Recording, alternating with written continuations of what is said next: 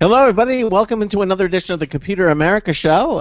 It is Thursday. It is that time to have our all Linux show with Marcel Gagne. Will be joining us here in a few minutes. This is our little pre-show. Marcel, you can see him in the lower window on our live video stream.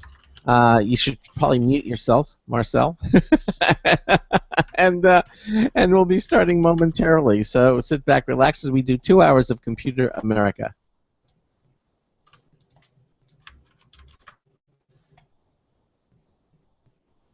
Your show is scheduled to start in 45 seconds.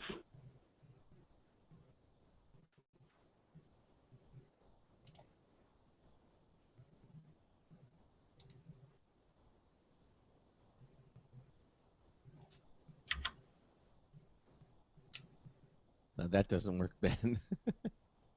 You never know till you try. Yeah. Yeah. It's kind of soothing, actually. Yeah. I like it. But you can't read. Yeah. All right, here we go. Your show will go live in 5 seconds. 4, 3, 2, 1.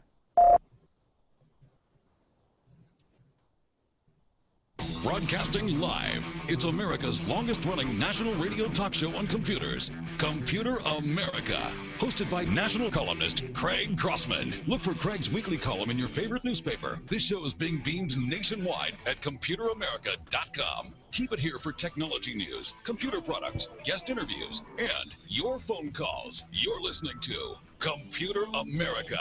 Hello and welcome into the Computer America Show. It's the nation's longest-running, nationally syndicated radio talk show on computers. Computer America is heard around the world and coast to coast. And I'm your host, Craig Crossman.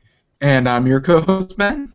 And it is our all Linux show today. So any questions you have about Linux, Linux and more Linux, we certainly have the answers for you here today. Anything, I mean, Linux is an important operating system, and even though in the advent of Windows 10 now, and of course with the Yosemite on the Mac, still people are looking for another operating system, and it turns out that Linux is probably one of the most prevalent out there and most used. So we're going to be talking to Marcel Gagne, who is our Linux expert. We'll be bringing him on momentarily.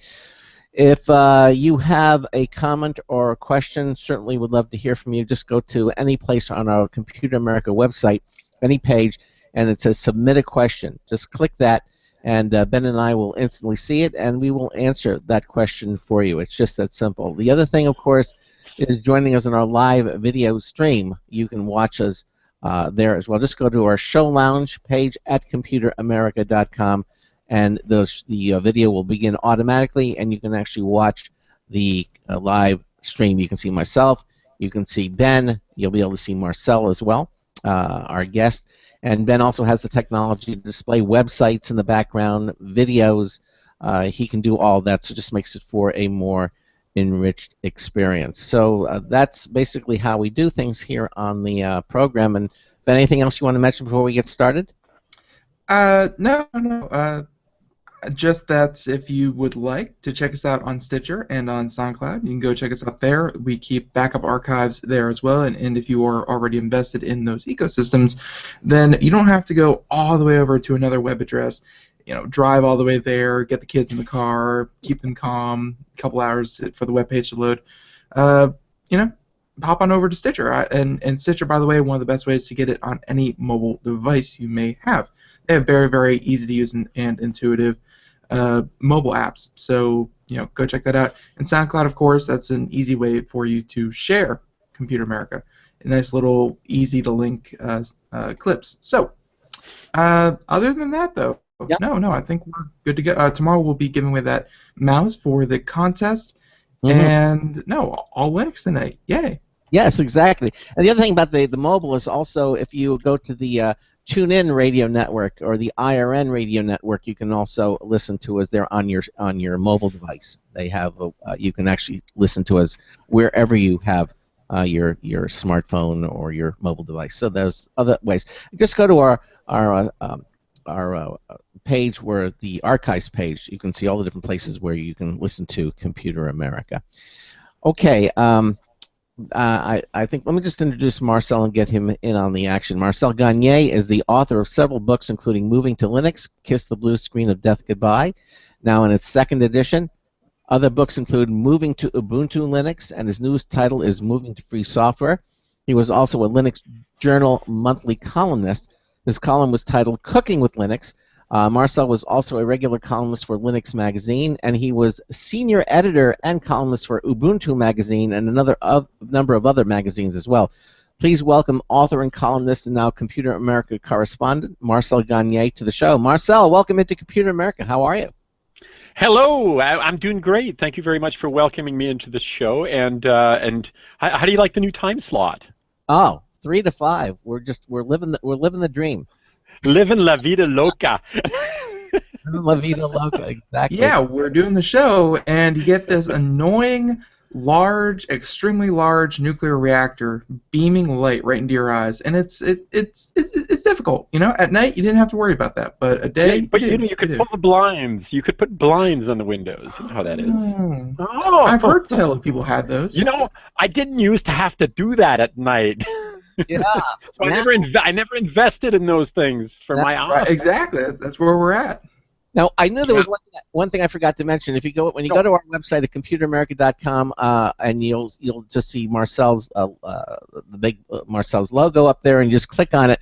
You'll go to his page. One of the things that we have on there now is the show notes. If you click on that, it'll open up another web page, and it'll be a Google Docs document, and you'll be able to see everything that we're talking about. We'll see the topics. We'll see the text. And most importantly, links. There will be links there to websites that Marcel has researched. So it'll just make it for a more rich experience. So the show notes now have a link to that.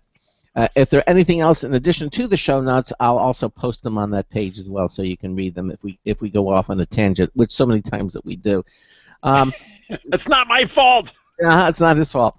Now, before we get started, we always ask Marcel what the wine of the month is. What is it you're drinking, sir? I see it there. It looks very refreshing.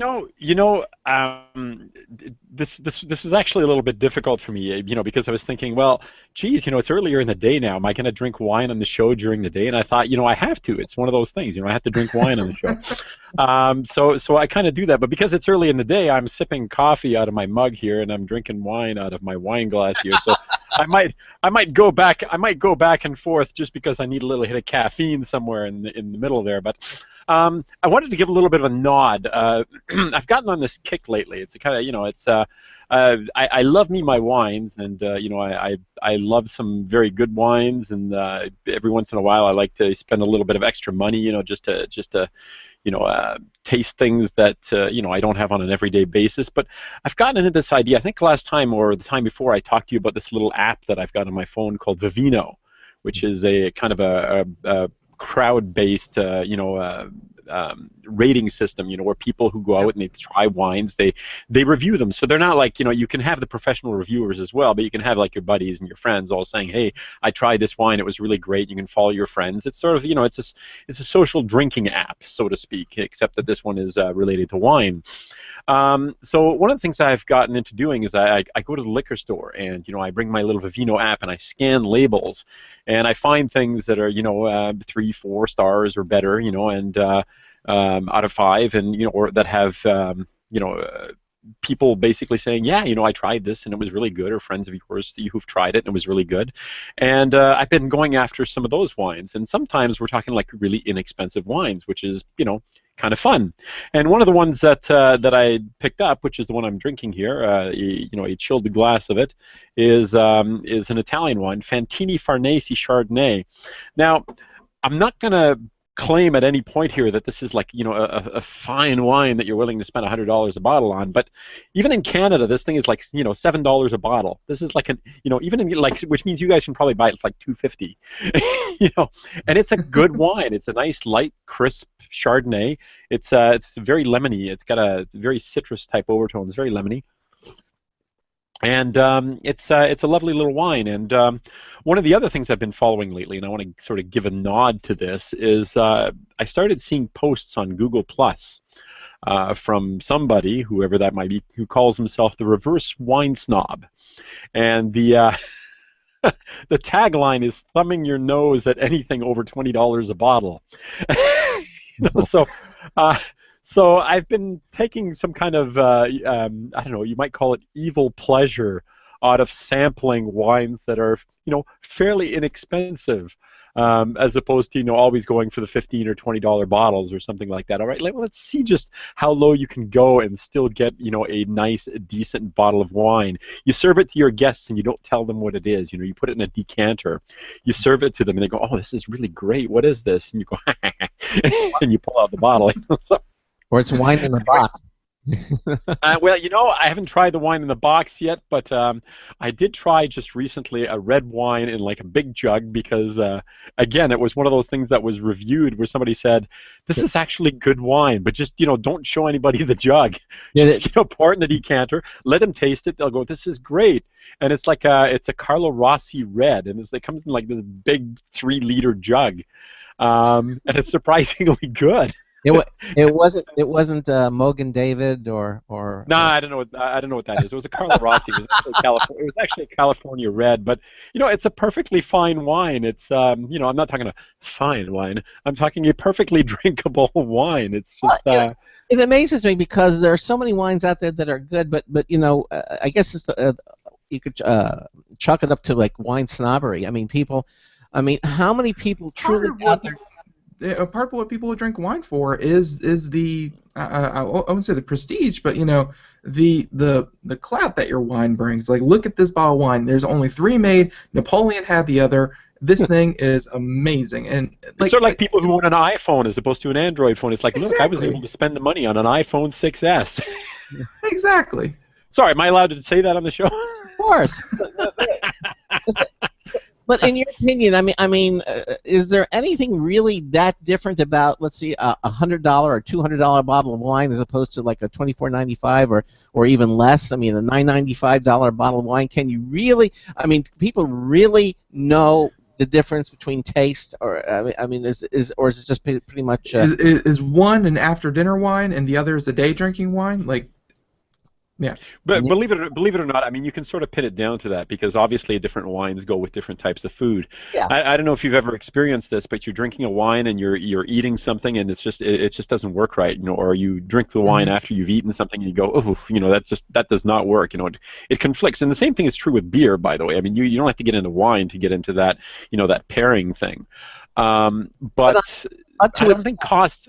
Yeah, unto itself. If you were just having a glass of wine and you had a $500 bottle of wine and you had a $30 bottle and you had a even less expensive, are people really going to, unless you're an aficionado, the average person, they're going to be able to tell? You can tell if it's crap. Okay, it doesn't take a lot. You can open a bottle, you can sniff it, and go, "Oh man, this is vinegar." Bad." Yeah, exactly. It doesn't take a lot of intelligence to figure out that the stuff is not drinkable. No. You can get into some wines that are, they're really subtle, sort of cool flavors that play with each other and so forth, and that makes it kind of fun. But really, when you come down to it, that has nothing to do with price. Once there are a lot of really good, inexpensive wines. And just to give you an example, and we'll leave the wine discussion at this. Many, many years ago, a buddy of mine got his PhD in chemistry. He's actually the lead scientist at Canadian Light Source, my buddy Jeff Cutler. And Canadian Light Source is a synchrotron. It's a particle accelerator in Saskatoon. Anyway, so we bought him a bottle. We had promised him this. We said, if and when you ever get your PhD, we will buy you a bottle of Dom Pérignon.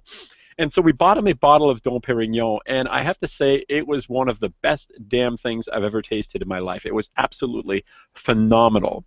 Fast forward a few years later, okay, another special occasion comes up.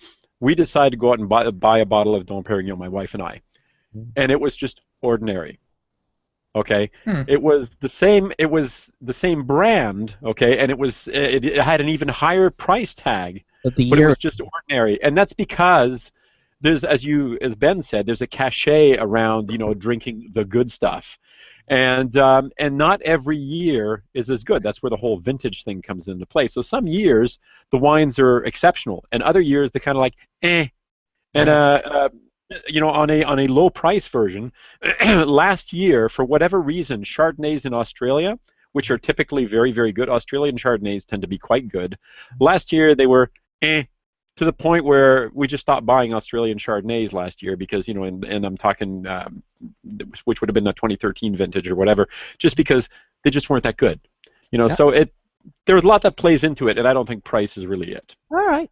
Well, that's our little wine talk for as we move into our Linux show with Marcel Gagne.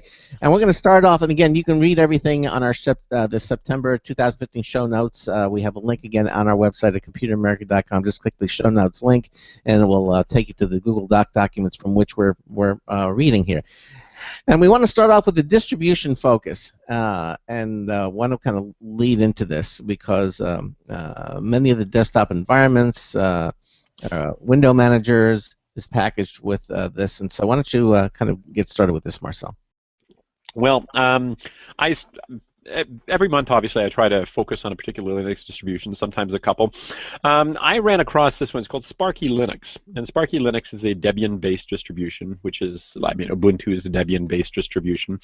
But what I found interesting about this one is that they have so many, and we're just talking on the main page, they don't break it up into other things. They have so many different desktop environments listed there. So this was one of the things that sort of struck my attention. Sparky is meant to be skinny, relatively perky, isn't it? A relatively quick distribution. It's also a rolling release, and I'll just hit the rolling release thing, and then we'll go back to desktop environments. Mm-hmm. If you're the sort of person who likes to live on the edge, so to speak, you like to be running the latest and greatest, and I don't know about you, but I kind of enjoy that. It's that geeky playing along, or playing with new things, seeing how it works, seeing what's coming as opposed to what everybody else is already using. Rolling release tries to stick to like the edge of development. So instead of putting out a distribution every 8 months or every 10 months or whatever, it's continually being updated. Okay, it's a philosophy that goes back to the early days of open source, where they use the expression "release early, release often." So rolling distributions sort of harken back to that, that earlier philosophy of releasing software, so that it's just always up to date. And for somebody who likes to stay on top of things, this sometimes is a really good way to go, because let's face it, if you want really, really, truly bleeding edge, you might have to go and create your own packages and so forth, and that's really probably not for the average person.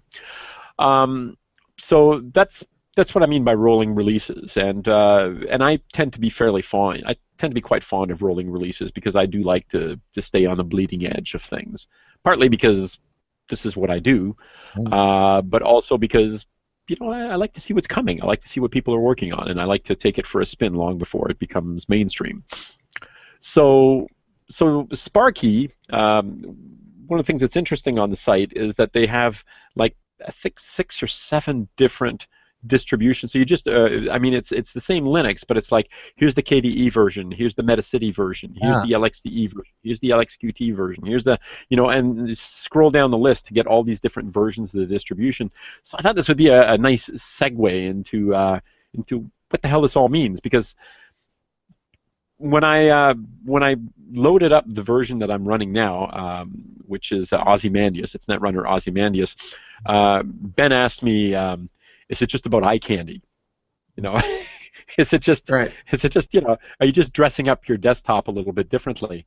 And yes, it is. But it's also the feel of it, the way that the environment works, and so forth. And if I can use a Windows example for that, how when they switched to the block square icons, and everybody was saying, "Where's my damn start menu?" Right. Like, what have you done to me? I don't know what I'm doing here. I need to go People back. lost their minds when they switched to Metro. That's right. Anyway, so they switched. So this became a problem for them, obviously. But in the Linux world, there were already all these different all these different distributions out there, and a lot of them with different desktop environments.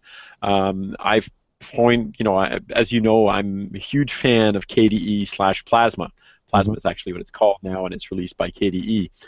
But KDE originally was called the K Desktop Environment, so it's one of those, recursive acronyms: KDE, K Desktop, and KDE Desktop Environment, KDE Desktop Environment, on and on. Anyway, Linux loves, recursive acronym. Somebody say acronym for me. Somebody say acronym for me. I got to get some coffee here. Acronym. Acronym. Thank you. Thank you. Acronym. Anyway, but it's more than that. It's also how the desktop environment works with your hardware. Okay, so if you happen to have an older computer, for instance, you've got an older PC that, hey, works just fine, and you can't come up with a really good reason to dump it. But obviously you want to be able to run, a new browser, or you want to be able to run, later software. You might choose to run a lightweight desktop environment, and oddly enough, LXDE is kind of what that means. It's a lightweight display environment. It's a desktop or X desktop environment that runs on the X Window system, which doesn't require a lot of horsepower. So you don't get the fancy spinning cubes, wobbly windows. Things don't explode when you click, when you close a window. There are cool desktop effects, like you close something and it looks like a genie, going back into its bottle. None of that stuff, but it's fast. Yeah. Okay. Oh, you don't have the overhead of all the additional graphics and the eye candy, what you're saying. It just does what it does. Yeah. But it doesn't really matter. There are a lot of different types, and you'll find that people tend to get, if I can use that term, married to a particular environment. There are those out there that love the old GNOME 2, or GNOME 2, depending on how you like to pronounce it. It's pronounced GNOME because it's GNU, GNOME. Get it? Makes sense. Oh, there's another recursive acronym. GNU's not Unix. GNU. GNU's not Unix. GNU's not Unix. Recursive acronym. See, I can say acronym now. The wine's the wine's kicking in. Yes, exactly. That must be it. But GNOME, people loved it to the point. I was never a huge fan because to me it looked kind of like Windows. Okay. Which to me looked kind of ancient. I mean, you, Craig, are the guy here who's going to go, yeah, I'm a Mac guy. I know what you're talking about exactly, because you had a flashy desktop long before Windows did, or did you? Or was it the other way around? I forget now. Anyway, but Windows looked kind of old for a long time, and GNOME was, frankly, looked very Windowsy, and in that respect, whenever I worked with it, it was, to me it was kind of like, this is like ancient, it's old stuff. But that doesn't mean that doesn't mean it's a bad environment. Okay, people like it, it works for them, and they like to continue using it. So in the Linux world, it's the same thing. You've got people who like this, who like this GNOME desktop environment to the point that even when it was, deprecated and people said, no, we are moving on to other things now. Okay, we are moving on to GNOME 3, which, by the way, I thought was pretty cool, but never got a lot of traction. Or we are moving on to Unity, which is the default environment on Ubuntu. Okay, people loved it so much that they broke off and continued development on GNOME 2 and created the MetaCity desktop, which is what MetaCity is. That's one of the Sparky Linux desktop environments you can download, the MetaCity. Well, it goes to say, too, because there's been like a reversal. As you know, Apple, with their modern operating system and had all this wonderful video interfaces, they've embraced the anti-skeuomorphism. So basically, they're going back to the simpler graphics, without all the shadowing and all the heavy, so that the anti-skeuomorphism, which is working for Apple, it doesn't have to waste as much time on the graphics processing, and they can get more involved. So some people might say, well, it's going back to the more clunky, but it isn't really. I mean, because you can see that it's still modern looking, and I think that's what you're saying here with the with these different distributions. Although the environment is modern, the graphical user interface might look a little bit more anti-skeuomorphic, really. When it, I think you're right on a lot of counts there. Part of it, I think, oddly enough, has to do with mobile. Okay, we've gotten used to simpler applications or simpler environments on mobile, precisely because we've got less resources to work with. Yes, I realize that there are, tablets and phones with spectacular processors, but by and large, they're smaller versions of what you can do on your desktop, right? Right. That's exactly. Mm-hmm. So people have gotten used to working in an environment that doesn't demand quite as much. I run Plasma 5, which is, it's ultra-modern KDE desktop. It's really quite beautiful. It's beautiful, it's sexy, it's a great-looking desktop. But if you take a look around, if you work with it, you notice that a lot of things actually seem simpler than they used to be. The lines are cleaner. Like you said, you don't have all these drop shadows and wonderful weird things there. They still do some nice effects, but they're subtle as opposed to, hey, look, wobbly windows. Exactly. So we've come a long way. So desktop environments aren't just about eye candy. They're also about how you work. Do you like having icons on your desktop? I'm a little bit weird in the sense that I like a clean desktop. I'm not talking about my physical desk surface here, which I'm not going to show you. For shame, for shame. You don't use icons? I don't. I hate icons on my desktop. I find them, it's like, they're ugly, To be fair, I too like the minimalist approach, but I still have, everything nested within folders, but, 5 or 10, that's still acceptable to me. And Ben's more of a wallpaper guy. I'll look at his screen. He's got these elaborate, gaming wallpapers that are. Yeah, you don't want the eye to be distracted from the beautiful wallpaper, but your icon. No, I don't like them. I don't like icons. I'm not saying I don't have widgets on my desktop. I have a couple of things. Like I've got a weather widget, and I've got a little, just because I'm like that, I have a little dictionary app, that's sitting there. I can just type a word in. I can see the weather just by looking at my desktop. So I've got these little transparent things on my desktop, but I hate icons. I don't, I like to see my desktop even through the widgets that I've got. Or the applets, as they're called in Plasma. But I've never liked icons. Even on the days when I ran Windows, I did everything in my power I could to remove every single icon I could from the desktop. I don't want to see them, And when the desktop is peppered with icons, yeah. You've gone to people's desktops and you're like, 150. Oh my gosh! Yeah, they're the hundreds of. I said, how do you get all through the clutter? Which one? They're just like randomly splattered everywhere. Yeah, and it does. It looks pretty disheveled. I said, put some of them in a folder.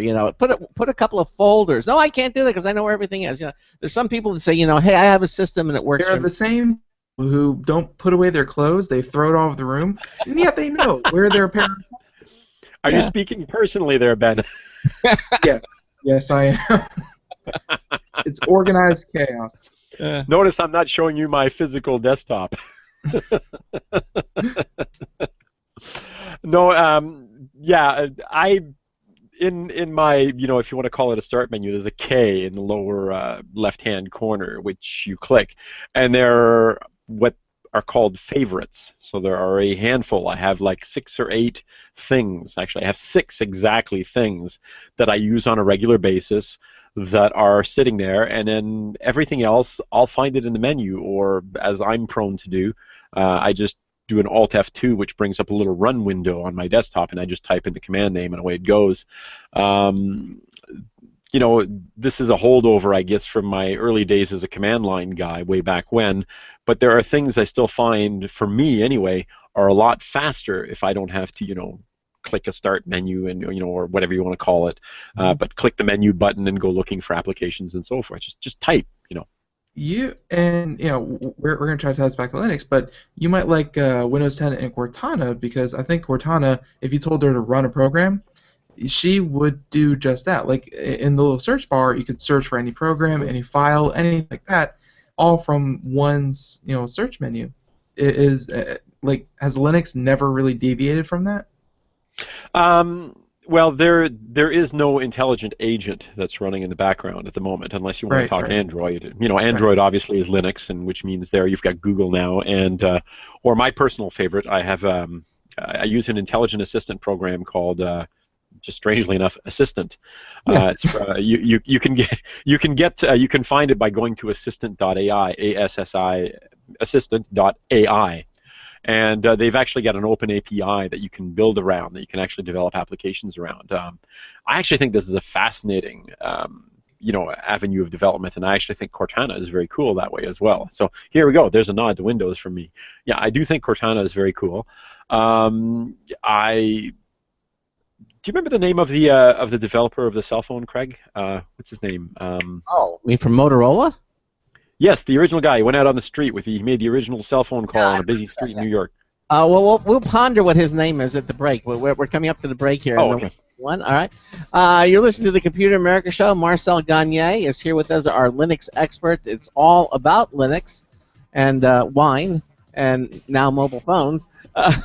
We've got a News Test Bulletin review coming up as well. You're listening to the Computer America Show. We will be right back. Please don't go anywhere.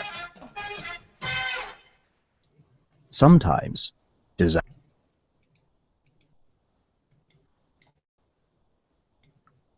power spikes, virus attacks. Zero Assumption Recovery provides a suite of highly effective and thorough data recovery software for Windows operating systems. ZA is suitable for home users and small businesses who need a powerful data recovery solution for Windows and Linux file systems. Go to z-a-recovery.com. Sometimes disaster strikes. Data can be lost due to many different reasons. Accidental reformatting, power spikes, virus attacks.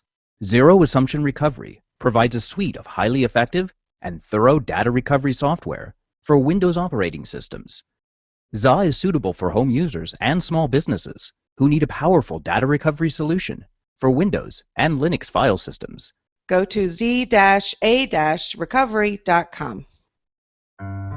Hi, this is Craig Crossman, host of the Computer America Show. You have important meetings to schedule. Your company's getting ready for its IPO, and you're in charge of the PTA fundraiser this month. So how do you coordinate everyone to be available at the same time? Are you still using emails, phone calls, even text messages to schedule meetings with a group of people? How's that working out for you? Not so great, huh? It's a fact that every day, millions of people suffer from scheduling headaches. Well, with Doodle, scheduling meetings with a group of people is quick and easy. With Doodle, you can easily propose available times to each member.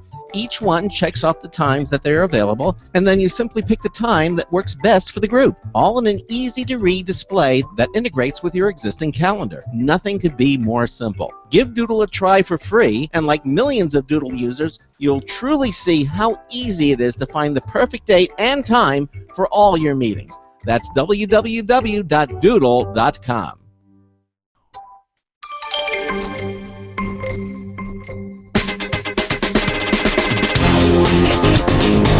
So, does Charleston Chew really have chocolate in it or not? Oh, yes. Hi, it's Marty Winston with a News Tips Bulletin Review for Computer America. This time, the Petzilla Petsy Treat Camp. I have a hunch it was our dog, our Jack Russell buddy, who put in the review request that put the Petzilla Petsy Treat Cam in our hands. Now, we've all seen nanny cams adapted to let you keep an eye on your pets when you're away. This kicks that up a notch. You can see and hear the pet. You can talk to the pet. And when you get your pet to do what you remotely ask, the app lets you instruct the gizmo to kick out one of the small pet treats you loaded into it. Bottom line, the Petzilla Petsy Treat Cam helps the pet feel less forgotten when you're away. Buddy, remember, look at the treat cam. Look at the treat. Good boy. I'm sorry, the Petzilla Petsy Treat Cam helps the pet feel less forgotten when you're away. Marty Winston with News Tips Bulletin for Computer America. I can feel for the dog. I too have a dog that every time I leave the house, I think the dog thinks I'm leaving forever, and it's officially orphaned yet again. I don't know what it is. So maybe one of those street cams. I know. Maybe one of those street cams is just what I need because I don't know. Neurotic dogs all over. They lose their minds. They lose He their does. minds.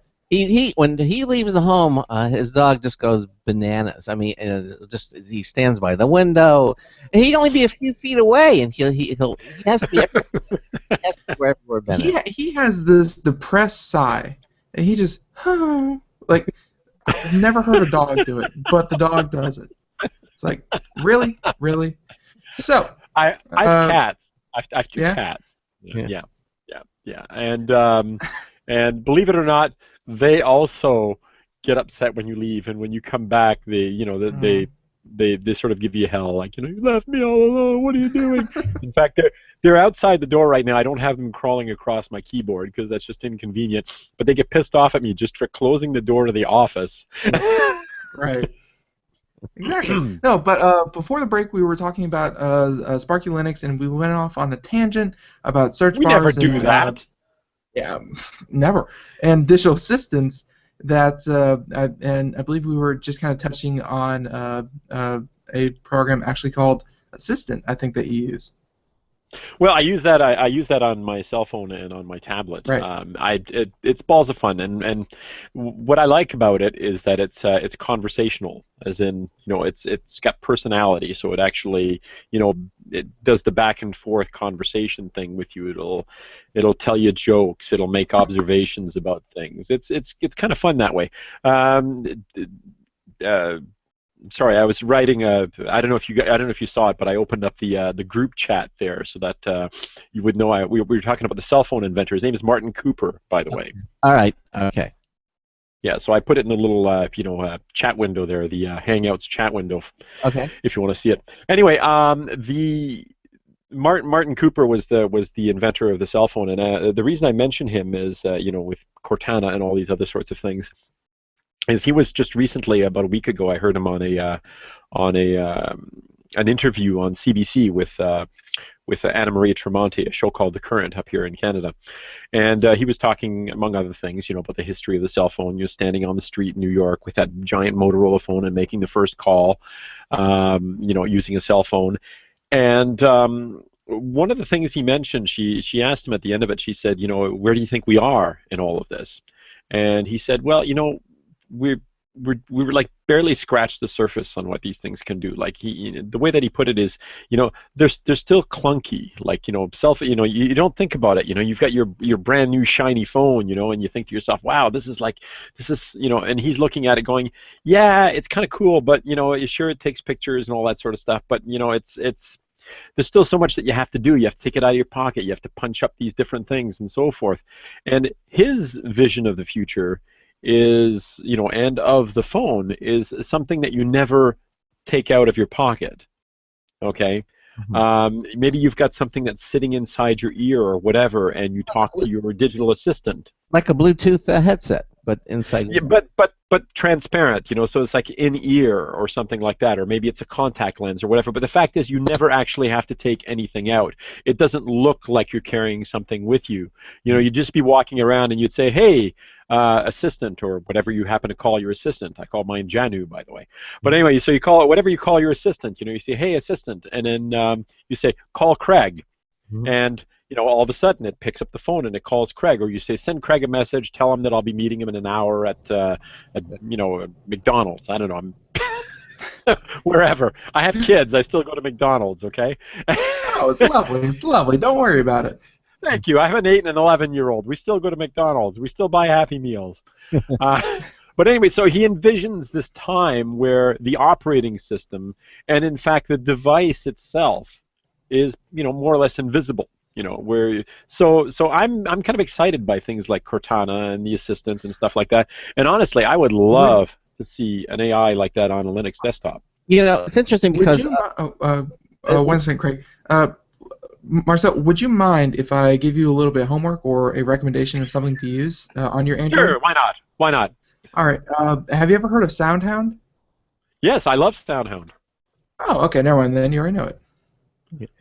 Okay. Well, No. They have a voice activated assistant for Android phones, and it's very Oh, it's not very. oh no, that one is not available in Canada yet.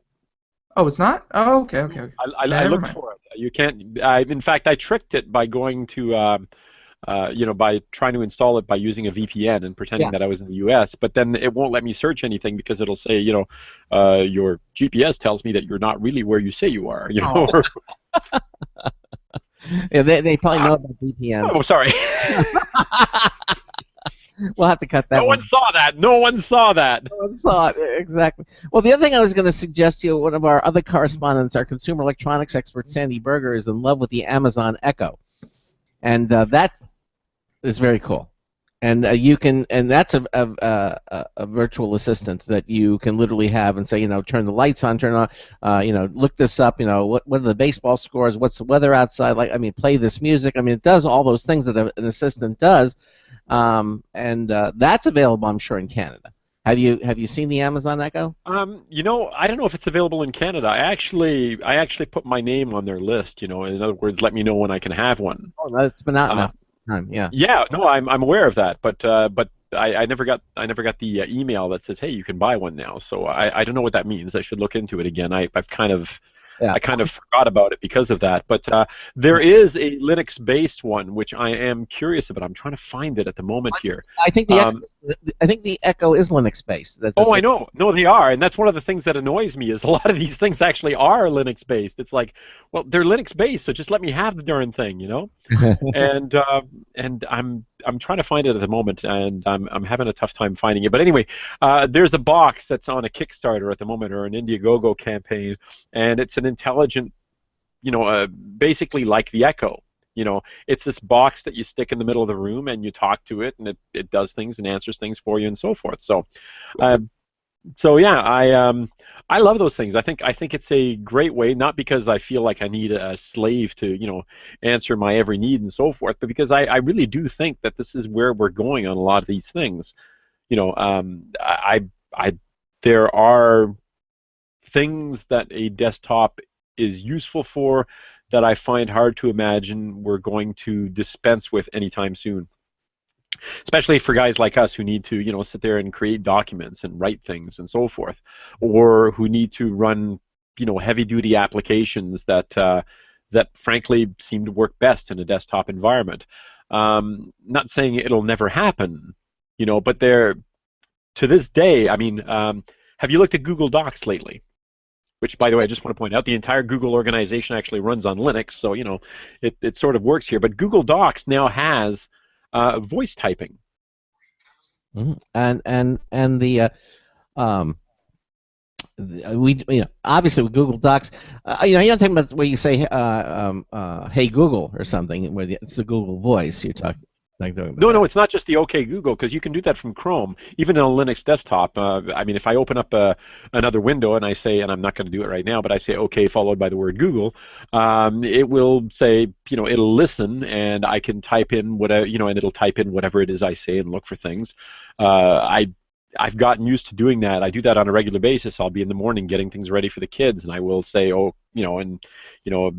hey, my assistant, and the thing kicks up, and I say, what's the weather for today? And it answers, and you don't have to look at it. So I think those things are pretty cool. You can do that on a Linux desktop as well. But what I'm talking about is hands-free typing. Oh, okay. That's nice. So you go to Google Docs, and in fact, let me go into my document here just for fun, and I believe you click on Tools, and it's voice typing. So Tools of voice typing, and it opens up a little mic icon. You click it, and you just start talking, and it types for you. And that's just so cool. A transcription is what you're talking about, and yeah, exactly. We're finding those out. So, but part of me always goes to the fact that they're Google. They're definitely, and there's nothing take over New World Order kind of stuff going on here.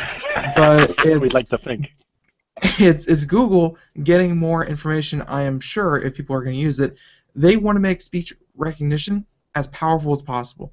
So all these searches that you do, all the voice to text that you do, everything like that, they're recording it, analyzing it, and making their speech recognition software all that much better. So, probably by adding that, they're trying to get more information, more data on how to pronounce words and how to catch words and transcribe them correctly, which I'm all for. So. Well, and by the way, that's how this stuff works. That's how this stuff gets better. The more people use it, the more voices it hears, the more accents it hears, the more things it transcribes and compares to reality, the better the systems get. So yeah, I love stuff like that. I actually just posted a, what you're talking about, Google, hopefully not being evil overlords taking over the earth and so forth. I love Google, actually. I want to believe. You remember Mulder from the X-Files? Of course. How? Yeah, exactly. He had the poster that said, "I want to believe." Well, I want to believe that Google is not evil. I want to believe. I want to believe that Elon Musk is not evil. Right. Because these people, these companies, between Elon Musk and Google, they are creating the future that we are all going to live in, and I want to believe they're not evil, that they don't have some plan under the surface, to I don't know, launch Skynet or something, which or brings nuke me Mars for some reason. Well, actually, are you talking about that Elon Musk article that said let's nuke Mars to terraform it? Yeah. Yeah. Yeah. He actually said that on the Tonight Show, on the Late Show with Colbert. Yeah, exactly. Because he said, what's the quick solution and what's the long-term solution? He says, well, the quick solution is to nuke Which, if you could, if you held me down and said, give me the most evil answer you possibly could, the most super villain answer you possibly could, nuking another planet is pretty evil. This is a topic for a show that has really nothing to do with computers, I think. But there are those who believe that you don't really want to mess with a planet, especially while you're still not 100% sure whether or not there isn't some kind of life there. I'm personally of the opinion that if there's life on Mars, microbial life, as opposed to Martian cities or something like that, microbial life, you say, screw it, I'm terraforming the place and we're going to use it. I don't care that there are bugs there, the bugs, I'm sorry, but you're lower on the evolutionary chain. We are top of the, we're the humans. We're taking over. That's just the way it is. Deal with it. Right. I know that just sounds terrible, but I kind of feel that way. We got to get ourselves another place, and Mars seems like an obvious place to go. And I understand the argument for for the nukes there to basically start terraforming. That wouldn't happen overnight, but it would still be quicker than just slowly trying to have plants going. Anyway, I don't know if you can see the group chat, the group chat, but I posted a link there to TechCrunch. They had an article which I thought was interesting, which was AI's real risks and benefits, and it's worth reading. But believe it or not, bringing this whole artificial intelligence assistant thing back to Linux, I know, amazing. How did we do that? There's a part in there where, in this discussion, they were talking about, how do we ensure, that AI doesn't become, an evil thing that's going to destroy us? And interestingly enough, one of the arguments that's made there is open source. Open source, open standards, a way to actually know how all this stuff works. Okay, so you're building an intelligent assistant. Show us how it's done. Yeah, I know you have to make money on it. I know there have to be protections and so forth, but at some point it becomes a global issue. It becomes something that affects each and every single person. And when it isn't just something that you're selling in a bottle, that I drink or whatever, it may affect my future. Perhaps there should be rules that say that stuff like that has to be open source. Right. Yeah. Why is the Terminator looking at me on this article? Because it's a recognizable threat. Ah, okay. Of what AI could be. Yes. I mean, there are some of us who actually remember things like, the Forbin Project. Colossus, the Forbin Project. Colossus, the Forbin. Yeah, some of us remember that. Craig remembers that. Ben is sitting there going, what are they talking about? Very unsettling movie, and ahead of its time, one of the first to deal with artificial intelligence taking over the world. And dealing with it intelligently, to boot. Exactly, very intelligently. Yep. Basically, they had the American supercomputer that Spoilers. and the Russian started talking to a supercomputer started talking to each other, and then they basically formed this intelligence collectively. Yeah, And they gave them control over the nuclear weapons, which is what they should not have done. Nuclear, yes. Anyways, see, that's heartwarming to me, though, that computers of Russian and American origin can get together and become friends faster than actual Russians and Americans. I like that. Well, that's because, you know, they're not Russians and Americans, they're machines, you know, and that's why it worked. No, it was a great movie, actually. It was actually, believe it or not, it was actually a great book as well. If you ever get a chance to pick up the book and read it, it is well worthwhile. Now, I haven't read it for years, but yeah, it was great, and yes, it was kind of chilling. And of course, the final scene in the movie where Forbin, you know, is being asked, you know, you're going to head this project, and he says no, you know, and you think to yourself, you just signed your death. You know, it's like, or not, you know, you don't know. It's a great way to sort of leave you hanging at the end of the movie. Wonderful movie. But anyway, AI. There's a lot happening there, and I do think that open source and open standards, aside from maybe, you know, possibly keeping us safe going forward into the future, I think helps to accelerate the process as well. Which is why, you know, that one assistant thing that I was telling you about, you know, the idea that there's actually an open AI, sorry, an open API rather, to let you develop your own intelligent assistants, or, you know, expand the ability of the assistant, I think is actually pretty cool. Yeah. And they can so seamlessly integrate into our lives. I mean, I remember when Sandy Berger first got the Amazon Echo, she was like, you know, it's kind of cool. And then as it continued to grow, because it updates itself, you know, and it gets smarter and smarter. Yes. Now it's like it's controlling, you know, most everything in our home. She loves it, and it's like we're watching this progress. Every month she comes on, and all of a sudden the Echo has more abilities, more features. So she really, really likes it, and she's giving it thumbs up. And if you can get it where you are, you know, it's something you should look into. The future's looking a bit scary. Virtual reality is coming up fast on us. Artificial assistants are coming up fast on us. These things might just create a perfect storm of I may never leave the house again. You know, well, the last show, remember we talked about, you know, I had my robot Milo, you know, on the show. Right. Yes. And you know, it is the age of the robots. I mean, we are heading headlong, you know, we are walking or running headlong into an age where computers are, you know, they may not be smart in the way that we are. In other words, you know, being intuitive and think about things, and, you know, and reacting emotionally and so forth. They may not understand their own existence, you know, the whole idea of sentience, but they can mimic it to a degree that you can't tell the difference.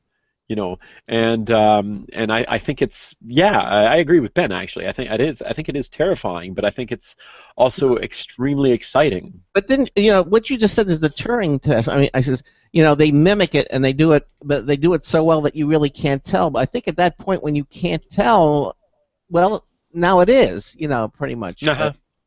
I think that's what it's a slight variation of the Turing test, but the idea is that if you can't tell whether it's a human or a machine, at that point then it's reached a certain level of intelligence.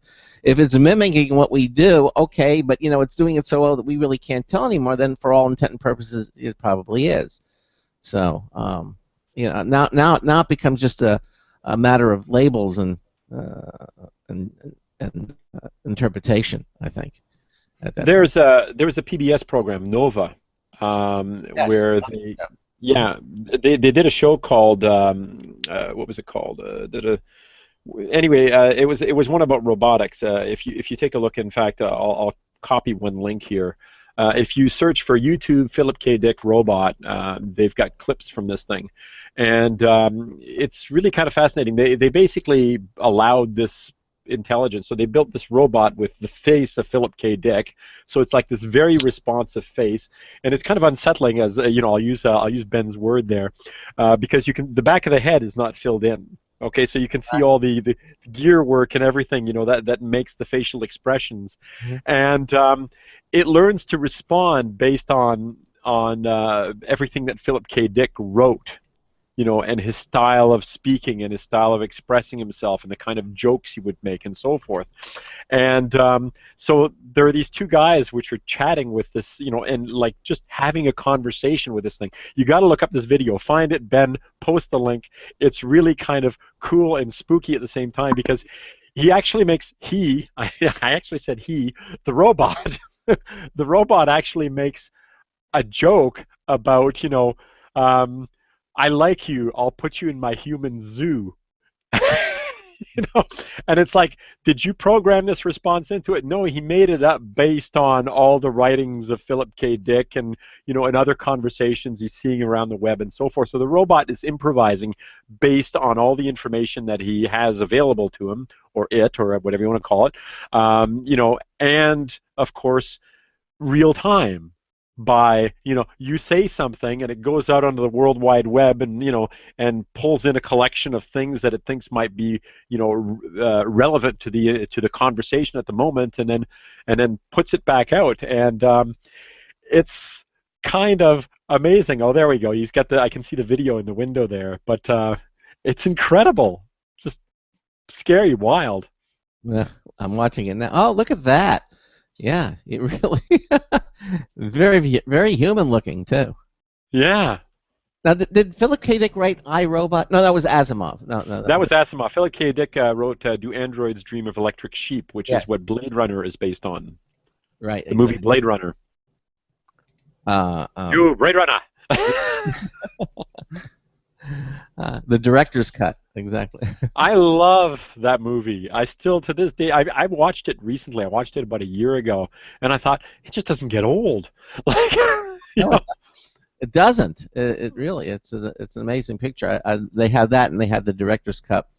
Yes. Enjoyed reading as well. Yeah, minus all the maybe because I did not see the director's cut at first, I wasn't particularly offended by the voiceover, in the movie. But I understand that it is a very different movie without the voiceover.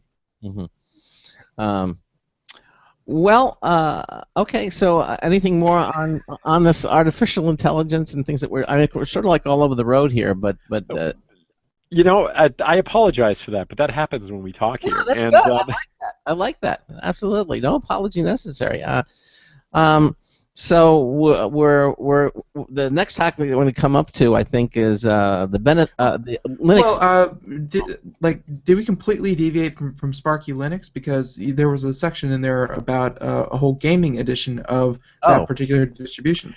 Yeah, no, we didn't really deviate because there were a lot of different distributions. I was using Sparky partly because I think it's a cool idea. I think it's a cool distribution, and I think and it's worth trying out. I loaded it up, and perhaps the biggest mistake I made was I loaded up the KDE version, which looks great. But I'll try the other ones as well, just to see how they handle the other desktops. Okay. But the reason that I wanted to point it out, aside from the fact that I think it's an interesting project that's worth taking a look at, or an interesting distribution worth taking a look at, is that it's a rolling release, which is something I did want to cover. We did cover that, and of course, it doesn't seem to it doesn't lock into a specific desktop environment or a specific window manager. It gives people the opportunity to work in a variety of window managers, which makes it possible for it to work on huge number of different hardware platforms, from really powerful modern desktops to older desktops that don't have the horsepower, but you'd still like to be able to run modern applications if only the window manager did not take up so many resources. So. And that is one of the beauties. It's one of the beauties about running Linux, is that you have the choice of all these window managers. But Sparky puts all these things front and center. It's like, hey, here are a whole bunch of different distributions. Ubuntu sort of does that, but you have to go to the Kubuntu site for the KDE and the Ubuntu site for Ubuntu, and then there's a Lubuntu if you want to look at the LXDE version and so forth. And they're all different projects as opposed to one project that says, hey, here's our project with a whole variety of desktops available for you to download. Okay. Now, coming up in the next hour, we're going to talk about Linux lies. Ooh. Yes. Yeah. Well, we won't spend a humongous amount of time on that because we'll spend some time on that. They're important. I want to talk about these lies. Right. I saw the article a few days ago, and I thought, yeah, I want to talk about this. But of course, I want to talk about some cool mobile things as well, yes. and We're going to be talking about and a nod to business. Right. Mobile Linux and business Linux and Linux lies. Some of the topics we're going to be talking about on the show. Don't forget that tomorrow we're doing our social media winner of the week, and if you haven't registered for that, you really need to do so because it's right there on our under the Interact pull-down menu. You can see all the different social media that we promote and subscribe to, and so we would like for you to like those or subscribe to our YouTube channel. Or like our Facebook page. When you do that, you only have to do it once, and then each one counts for an entry, a weekly entry. So you don't do it once. So if you have Facebook, and let's say you subscribe to our YouTube feed, you'll get 2 entries every single week. If you go to our Pinterest page, you'll get 3 entries every week, and that's for the Logitech Anywhere MX2 wireless mouse, valued at $80. Beautiful mouse. It allows you to move between 3 different computer systems. There's a little button on the bottom of it that allows you to link up. It's a really gorgeous mouse, and we're going to give that away on tomorrow night's show, so make sure that you're registered. In the meantime, we are doing our all Linux show. Marcel Gagne is here, our Linux expert, Linux correspondent. We're going to continue on with them, talking about the lies, Linux lies, and mobile Linux, and business Linux. All those topics, as well as a news test bulletin review from Marty Winston. We're going to continue on. You're listening to the Computer America Show. Don't go anywhere. We're going to be right back.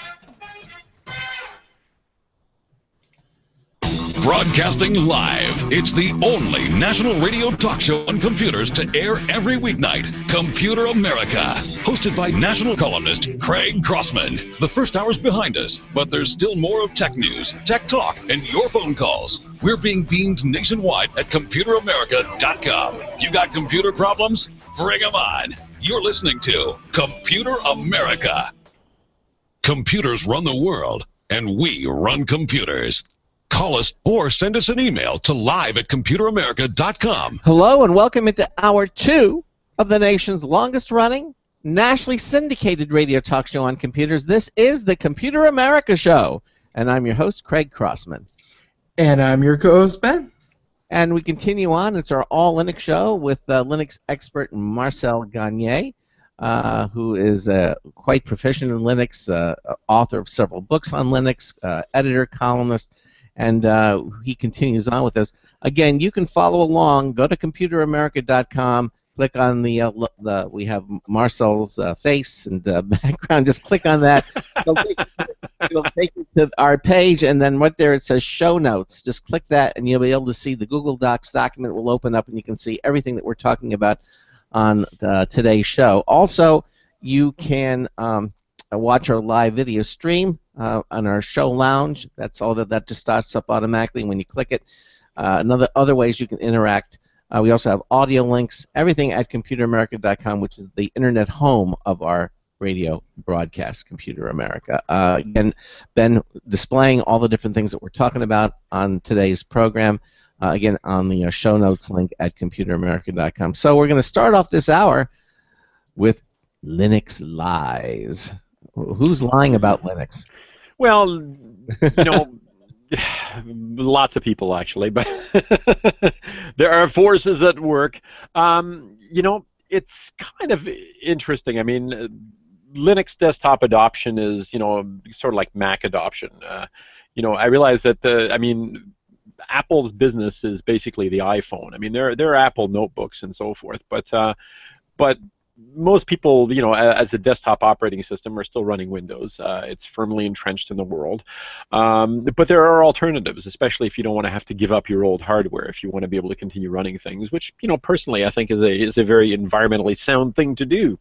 It isn't broken, keep using it. But there are other reasons to run Linux, and one of them obviously is the fact that it is open. It's open source. It belongs to everyone. It belongs to you and me, to the community, to the world, and it makes it possible to put technology in the hands of people that otherwise might not be able to afford it. And if you remember back in December, we did a show Was it in December or January? Either December or January, he did a show on charitable organizations that refit and rebuild computers, but they build them with Linux because they can do that free and give them to people who couldn't otherwise afford them. So Linux is a very good thing that way, but unfortunately there are still people who tell stories about, well, this is why you shouldn't run Linux. I like to point out, for instance, that if you want to try it out, you can go to one of the distributions that we talk about. We mentioned Sparky today, but Ubuntu, SUSE, Fedora, a whole bunch of different ones. You download an image file that you burn to a CD or a DVD, and you can boot up off this thing and run it, and it's kind of really that simple. But to this day, you still hear people saying, "Oh, well, it's really, really hard. You have to be a computer expert to be able to run Linux." And the fact of the matter is, you don't. It's truly no more complicated than anything else that's out there. And you remember the show that we did on Chromebooks? Right. Yeah, the Chromebook is a Linux desktop. You can just boot up the Chromebook. You have a desktop that's there. Most of the applications obviously are web-based, and it's no more complicated than that. A Linux desktop is a modern graphical desktop. If you want to just point and click, and right away we're jumping into some of these other lies. Linux is old and ugly. That was one of the other lies, and this was all based on an article that I just sort of ran across that made me think about all these things. It's old and ugly. Well, it's not old and ugly. I mean, we have some of the most up to date, bleeding edge graphical desktops that are available in the Linux world. They're gorgeous. It's about it. Yeah, Sorry, go ahead. I've seen them. They're absolutely beautiful. They're when it comes to eye candy and functionality, they're absolutely beautiful. No, I agree. Yeah, we're talking this is like the leading edge in terms of pretty, if this is what you're really looking for. So ugly, it doesn't even enter into it. The idea that somehow, and we go back to this, it's hard. You have to do things from the command line. You have to learn how to type all these commands and do stuff. Yes, I know I mentioned earlier that for me sometimes it's a lot quicker to just type a command and have it happen rather than go through several menus and so forth. But the fact of the matter is it's all graphical.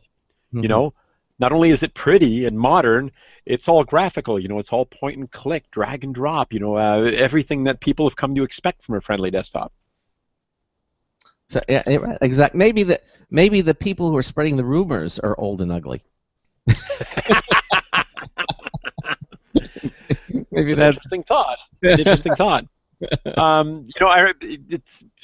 He's gone now, but I remember when Steve Ballmer, went on a tirade about how, just how terrible and awful Linux was. It's like, where did this all come from? But there's still this philosophy out there that it's an operating system for engineers, that it requires you to be able to do things. It can be, but it doesn't have to be. Well, exactly. It's flexible enough that you can give it to the most inexperienced person. My kids have been using a Linux desktop for as long as they've been using a computer. They're 5 years old, and they were doing things on a Linux desktop. They didn't know any different. It was it's point and click, and it does what right. Exactly. they do with any computer. Exactly. So again, also you must build from source. Oh man, yeah, I still hear that. It's like, well, you don't have to compile things. Like, what are you, insane? I remember, like, this is like 10 years ago or so. I remember having a discussion with somebody. It's like, well, I need to know how to build a kernel, and it's like, why? Why would you ever want to do something like that? And it's like, well, because you have to. Well, no, you don't. You don't have to build anything. There's a catalog of software on every Linux distribution that you can bring up. You can search for games. You can search for internet applications. You can search for, utilities, video things, music applications, multimedia, whatever. It's a catalog, and they'll be listed. There'll be reviews. People who've how many stars has it's been rated, that sort of thing. Much the same thing that you see in like the what's it called on Apple, the App Store, or in Android, the Play Store. The same sort of thing. You get that in the Linux world as well. So you have access to all these things, and you choose what you want and you install it with a click. So you don't actually have to build anything unless you're so into bleeding edge software. And even then, if you're so into bleeding edge software that you have to be able to try something out, that came out like 2 hours ago or something, if you wait a couple of days, somebody somewhere has built the package for you. It can be that new, and yet you can still install it, with a click, because somebody's building the package for you if you actually want to. So don't really have to do that. Long time ago, when the Earth was young and dinosaurs still roamed and stuff like that, it was actually, it could be a challenge to install Linux on a PC. I mean, you might have to, find the right video driver, maybe compile something, fiddle with the configuration files to get it to work and so forth. I actually remember those days. This is back in like 1995, 1996, stuff like that. That's a long time ago. I haven't had to worry about that for a long time. A good friend of mine was on Google Plus a couple of days, and I won't mention his name only because I don't want to embarrass him. But but he was asking. He said, well, what should I? I'm looking for a new laptop, but I want something that'll work well with Linux. And people are throwing out all these ideas back and forth about, well, you should try this one. This type of notebook works really well. An old ThinkPad works really well. This sort of thing. And I watched a lot of these comments go by, and finally I chimed in and I said, "What is everybody talking about? Just buy a notebook. Just find something that you want, that's got the kind of memory that you want, that fits in the price range that you want, that's got the screen size that you want, that's got the type of keyboard that you want. I mean, look for those things. Don't sit there and go, well, geez, I wonder which Linux notebook is Linux friendly. They all are. Just get something. That kind of discussion seems like something that would be easily heavily influenced by personal experience. People are probably chiming in with, well, I used a blah blah blah and it worked wonderfully. Like, one of those kind of deals. Oh, you're bang on, and that's exactly what was happening. People were talking about a specific make and model number of a particular brand of PC. ThinkPad T60 or whatever ThinkPads are these days. I haven't owned a ThinkPad in a few years, but when I chimed in with my comment to try to dispel some of these myths, I said, look, I'm currently, the one that I'm doing the show on at the moment is an Acer notebook. Okay, I've owned Acers, I've owned Toshibas, I've owned ThinkPads, I've owned Dell. I've owned lots of different hardware, and it has been years since I've had to worry about or think about whether things are going to work or not. Okay, and this makes and you mentioned it briefly, but. And this one will get Ben's attention. The Linux lie of choice is you can't play video games. Please. Yeah. There are. I guess it's how you define video game. I mean, and again, it comes down to: are you looking for a specific video game, or are you basically trying to make that comment as a global comment? Yeah. I would say that that's like true. Real quick, I would say that that's true, but it's not true at the same time. It's again, it depends on what you want. I mean, there are games, for instance, that you only get on consoles. Okay. Mm-hmm. I used to. I don't make that comment anymore because I play so many games on a tablet these days. Just sitting around, with a tablet in hand, it's a way to just kill a few minutes and you don't have to boot up anything. But I used to argue that if you really want to play games, get a console.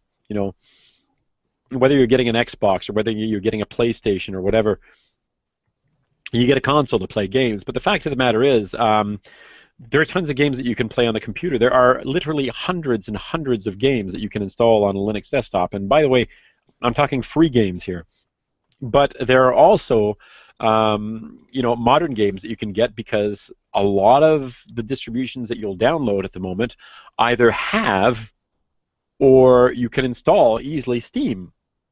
And Steam, of course, is a huge gaming environment. And, all of a sudden we've got a whole bunch of things that are available on Linux that play ridiculously well, great performance, and, no issues. The distribution that I'm running at the moment, which I think I'm on month 4 now, so I'm probably due to I'm probably due for installing something else. I think my record is like those long-term relationships. I think my longest lately has been like about 6 or 8 months or something. I think that's about the outside, and I think the worst has been like about a month. Like, I'm done here. I'm gonna go move on to something else. But I'm kind of liking this one. I'm enjoying Netrunner. But as soon as I installed it, of course, it already had Steam on it. So it's great. So you just log into Steam, and you've got your games available to you. So yeah. So there you go. There's another lie. You can't play games on Linux. Sure, you can. There's pretty much nothing. There's not a lot that is going to be a problem on Linux. And of course, if you desperately need a specific application, I mean, you could run a virtualized version of Windows for that one thing. I'm looking at you, QuickBooks. Intuit and your damned business application. If it wasn't for the fact that they charge so much for the online version, I'd just dump the desktop version forever. But anyway, only my accountant looks at that. All right, so I think that we've dispelled all those ugly rumors and lies about Linux, and we're going to move into mobile Linux. I think. Yes. Okay, I'm not going to do them in the order. Okay, I'm not going to do them in the order. I want to talk about KDE Connect. Okay. All right. It's up to you. Either of you got a smartwatch? Like, you get a smartwatch? No. This is a smartwatch because this thing actually charges in the sun. Oh, like cool. It does not need a battery. It charges in the sun. To me, that's a smartwatch. All right. It never needs a battery. It never needs charging. Very nice. Did Casio come out with one of those in like the early 90s? It may well be. Well, Casio. I don't know if it was. Well, this one's a Citizen. It's a Citizen Eco Drive. Okay. Anyway, but I digress. You know how one of the things on smartwatches, of course, is that you get notifications on the watch. All right. So you get a message or something like that. Somebody sends you a text message, and it pops up on your watch, and you get the direct message on your watch. I did not know about this until about 3 weeks ago, and it's one of those things that once you start using it, you go, how have I not been using this up until now? This is so cool. And what this is, KDE Connect is an app, and it's something that exists on the other side. And the way that I found out about it is I was looking at my KDE desktop. Maybe it only appeared recently, I don't know. But in my utilities there was something called KDE Connect, and it's like, KDE Connect, well, that sounds interesting. Well, there's an app, and the whole point is you install it on your phone, and I have a Moto G here. It's a Moto G 2nd generation, and what it makes it possible to do is notifications of messages that come in, somebody's calling or whatever, these things actually appear as little pop-up overlays on your desktop. And we're watching the video of it doing exactly what you're talking about. Yes, exactly. Ben's showing it. Yeah, it is a great app. It's one of those things that you can install it off Android Play. So if you're running a KDE Plasma desktop, so obviously we're talking about a modern desktop there, a modern version of KDE. It is it's great. It's just one of those things that I find it hard to believe that I managed to live without it up until now. And it's not just notifications, of course. It's file access on your phone and stuff like that. So if I bring up, and I'm doing this as we're talking here, just so that I can speak a little bit more intelligently. If I bring it up, my phone shows up in my file manager. So if I bring up Dolphin, which is the KDE file manager, I bring up the KDE file manager, and I can see the internal storage on my phone on the desktop. And if I could share my screen, if I could figure out how to do that, I would show it to you. Because it had never occurred to me to do that up until this very moment. But it's like, There's an option for that in Hangouts. yeah, you never thought of doing that before. Yes, I'll take a look at it. Maybe when we take a break or something, I'll have a look at it, rather than interrupting the show any more than I already am. But yeah, so I have access to the pictures on my phone. I have access to the internal storage, so I can open up folders. I can drag and drop, move things between folders on my phone. It's like, it's awesome. It's and so now not only do I have the notifications on my desktop, so if a message is coming into my phone, I don't have to sit there and look at my phone.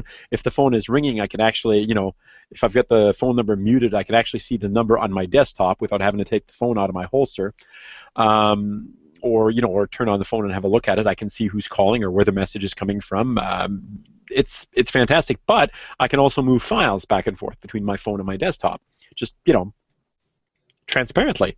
It is supremely cool. So if you are a Linux desktop user out there and you are running KDE, which you should be, KDE Connect, it's awesome. I can't believe I ever lived without this.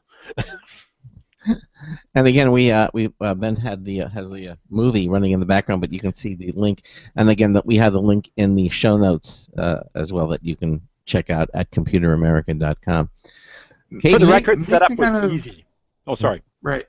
Makes me kind of wonder why, some of these more popular phones and just, other companies, if an independent community could do this by themselves and really kind of make the integration between a phone and a computer that seamless, that seems so much better than, I use an iPhone with a Windows computer, but still, an iPhone with a Windows computer is still pretty crappy experience. To get files over, to manage all that kind of stuff on a Windows computer, not fun at all. But seeing seeing KDE Connect in action, that should be how phones communicate with other devices just natively. I swear I did not even know about this up until about 3 weeks ago. But and I'm not kidding. It's like, how did I ever live without this? This is fantastic. Oh no, it's great. I mean, and you know how you do it. You put a USB cable and you plug it in, and then you open the folder that way. But this is just transparent. You don't have to fiddle with anything. It's just there. Mm-hmm. And the notifications are it's just so nice. It's just like the little transparent pop-up window, so it really doesn't get in your way, or it's wonderful. Passive window, right. Love it. All right, so there it is. So now, what else? A couple of things on the mobile Linux here. All right, let's talk about something else. So I have a Nexus 7 tablet. It's a 2013, so it's the Wi-Fi model. So I'm going to hold it up here, and try to do it in a way that I don't get your reflection there, Craig. So there you go. So I've got it on the screen there, and you'll notice that this does not look like your typical Nexus screen. This does not look like a typical Android launcher. That's because my Nexus 7 tablet, my Nexus 7 tablet is actually running Ubuntu. Ah. Okay, so it's running Ubuntu Touch. There are some neat on-screen notifications. There's a lock screen at the moment. My lock screen doesn't have any kind of lock screen. I can just tap it. But if you take a look at the desktop there, for anybody who's watching the show live, you can see that. I have a bunch of touch icons and so on the screen here. And these are icons that open up Ubuntu applications. Now, some of them obviously are web-based applications, but they're Ubuntu apps. There's even, at the bottom there, if you take a look, the Ubuntu Store, which allows you to install additional applications on it now. And I know that the Ubuntu Store app is a lot bigger. Yeah, well, that's because they're trying to get your attention to say, hey, if you're missing some things that are on it, you can now. We use the term store loosely here because if you take a look, you'll notice that just about everything that you're taking a look at is actually free. So there are a whole bunch of free apps, and they're organized based on what they are. You'll notice if you can see that there are ratings. The people that have used it, that have downloaded it, are rating it, much like you see in in the Google Play Store, or the App Store in Apple and so forth. So it's all there. But what you're doing at this point is you are running, and of course we've got everything. We've got games, productivity applications, internet applications, you name it. It's all there. It's all available that you can install additionally. What's cool about this is that aside from the fact that you get a very different experience, there's the Ubuntu launcher. You can cycle through applications there. There's actually a very neat. I mean, if I open up a bunch of different applications, let me do that just for fun here. I'll open up a browser so that I've got more than one thing running. And if I do that, you'll notice how the windows stack up, and you can move between the different windows there. It's very, very cool, very, very neat, very slick interface. And for somebody who wants to be able to run a completely open, and I mean completely open environment, and of course we can close these things just by popping them up, environment on a Nexus tablet, you don't actually have to run the stock Android operating system to do that. Now, this stuff is always obviously in development. It's if you want to run the latest and greatest of this, you can do that. Now, how do you go about doing this? So the neat thing is that you can do this without blowing away your Nexus tablet. Okay, so you don't have to erase the Nexus operating system. Oh, sorry. You don't have to erase the Android operating system that's running on your tablet. Now, I'm already running a custom ROM on here anyway. This is a rooted tablet, and I'm actually running Slim ROM on it. It's a lollipop version of Slim ROM. But how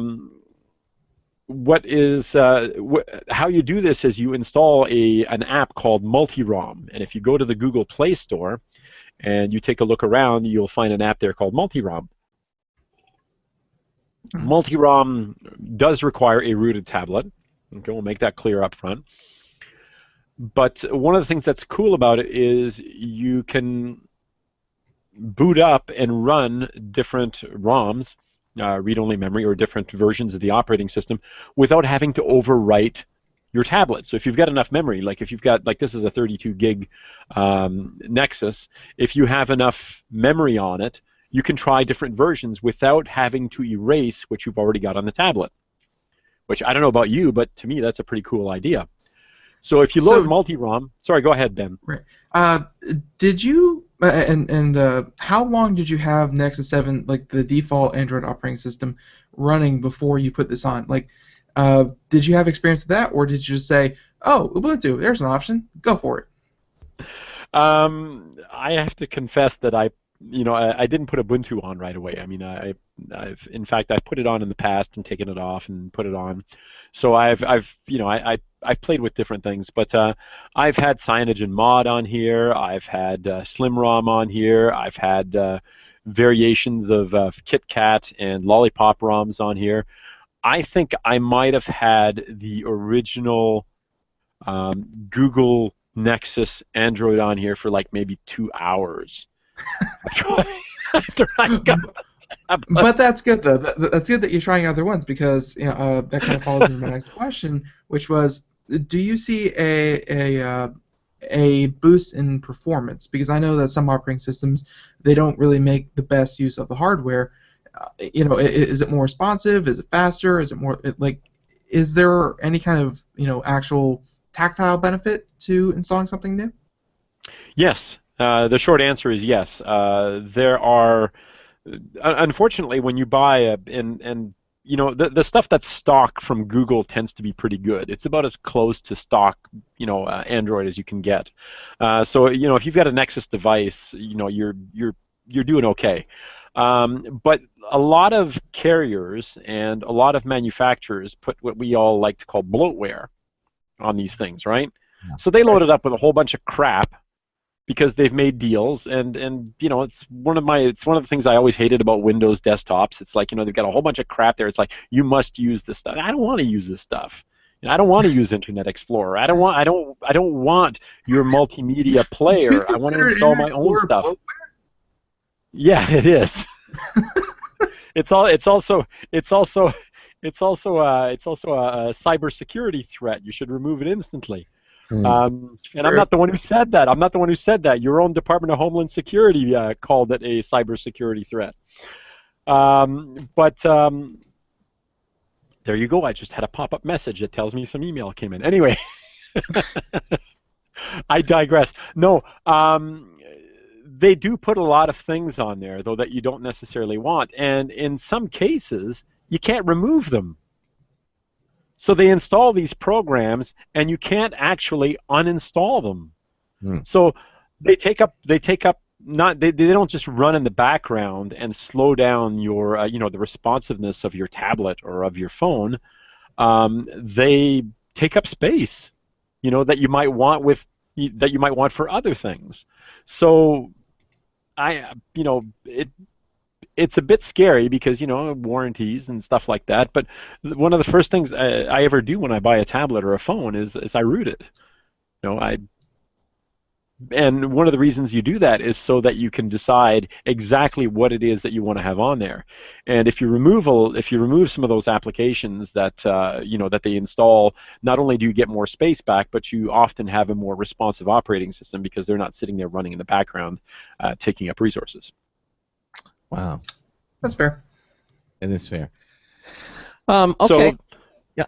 I was going to say we're coming up to the bottom of the hour. And then we'll finish up on mobile Linux, and then also we'll leave us some time to talk about business Linux as well. But you're listening to the Computer America Show. You're listening to the ramblings on of Marcel Gagne. I blame you guys for not keeping me on topic, okay? That's okay, because that's it. It's like a conversation, and I love that, and it really is. So, and we're talking about Linux, and we finished Linux Lies. We're talking about. And if we stuck directly to the topics, we might as well just be reading these things verbatim for you. No, that's a not good point. Yes. Ben.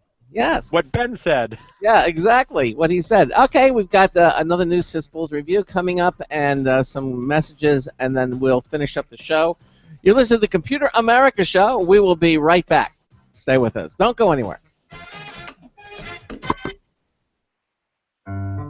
Hi, this is Craig Crossman, host of the Computer America Show. You have important meetings to schedule. Your company's getting ready for its IPO, and you're in charge of the PTA fundraiser this month. So how do you coordinate everyone to be available at the same time? Are you still using emails, phone calls, even text messages to schedule meetings with a group of people? How's that working out for you? Not so great, huh? It's a fact that every day, millions of people suffer from scheduling headaches. Well, with Doodle, scheduling meetings with a group of people is quick and easy. With Doodle, you can easily propose available times to each member. Each one checks off the times that they're available, and then you simply pick the time that works best for the group, all in an easy-to-read display that integrates with your existing calendar. Nothing could be more simple. Give Doodle a try for free, and like millions of Doodle users, you'll truly see how easy it is to find the perfect date and time for all your meetings. That's www.doodle.com.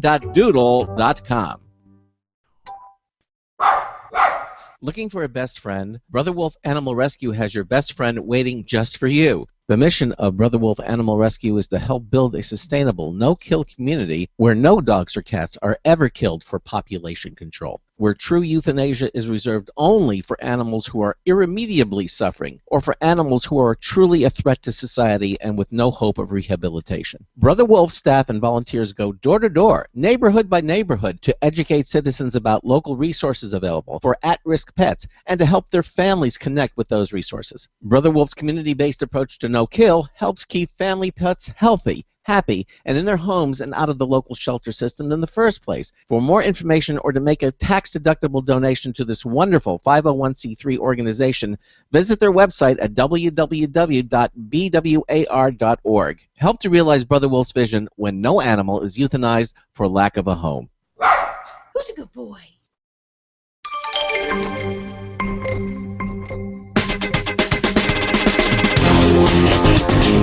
Because it's bigger on the inside, kind of like Spanx. Oh, hi, it's Marty Winston with a News Tips Bulletin Review for Computer America. This time, F-Secure Freedom. We wanted to be, or at least appear to be, in London for some of our planned online activities. So we asked F-Secure to let us review Freedom.